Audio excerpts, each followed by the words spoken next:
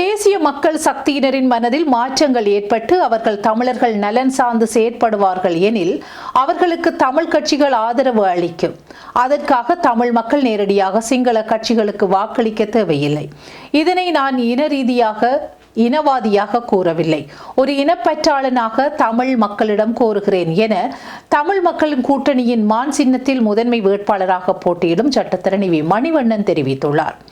யாழ்ப்பாணத்தில் இன்றைய தினம் வெள்ளிக்கிழமை நடைபெற்ற ஊடகவியலாளர் சந்திப்பின் போதே அவர் அதனை குறிப்பிட்டார்.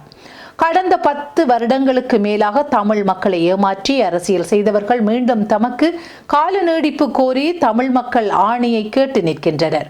அவர்களை மக்கள் புறக்கணிக்க வேண்டும். தமிழ் தேசிய அரசியலை முன்னெடுக்க முடியாதவர்கள் தற்போது அபிவிருத்தி வேலை வாய்ப்புகளை எதிர்பார்த்து உள்ளவர்களை இலக்கு வைத்து தான் அமைச்சு பதவியை ஏற்பது தொடர்பாக சிந்திக்கின்றோம் என கூறி அவர்களின் வாக்குகளை பெற முனைகின்றார்கள்.